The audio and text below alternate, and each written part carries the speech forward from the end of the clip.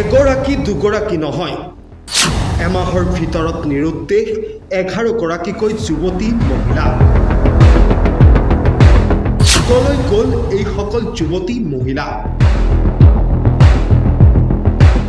যোৱা এমাহৰ ভিতৰত নিৰুদ্দেশ হৈ আছে 11 গৰাকীকৈ যুৱতী আৰু মহিলা। নিৰুদ্দিষ্ট যুৱতী আৰু মহিলাসকলক বিচাৰি পৰিয়ালৰ মাজত হাহাকাৰ।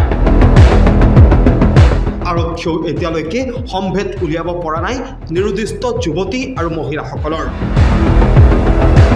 হাইলাকান্দিৰ জিলাৰ লালা, কাটলিচৰা, আলগাপুৰ আৰু ৰামনাথপুৰ আৰক্ষী থানাৰ অন্তৰ্গত বহু গাঁৱৰ পৰা মুঠ 10 গৰাকীকৈ যুৱতী সন্ধানহীন হৈ আছে, য'ত এগৰাকী গৃহিণী আৰু এটা সন্তানো আছে।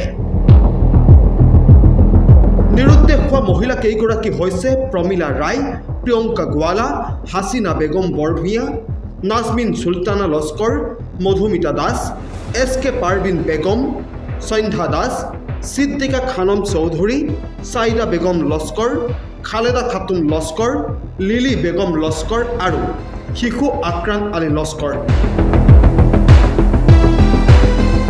চলিত মাহৰ 4 পৰা 18 তাৰিখৰ ভিতৰত নিৰুদ্দেশ হৈ আছে এওঁলোক। আৰক্ষীয়ে নিৰুদ্দেশ হোৱা যুৱতী আৰু মহিলাসকলৰ সন্ধান বৰ্তমানলৈকে উলিয়াব পৰা নাই।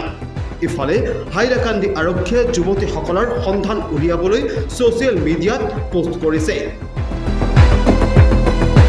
এতিয়া প্ৰশ্ন হয়, এমাহৰ ভিতৰতেই ক'ত হেৰাল এইসকল যুৱতী আৰু মহিলা? আনহে নালাগে এটি কণমানেও নিৰুদ্দেশ হৈ আছে এওঁলোকৰ সৈতে। আৰক্ষীয়ে সঁচাকৈ সন্ধান উলিয়াব পাৰিবনে নিৰুদ্দিষ্ট এইসকল যুৱতী আৰু মহিলাৰ? এয়া এতিয়া এক ডাঙৰ প্ৰশ্ন। News desk, খবৰ.com।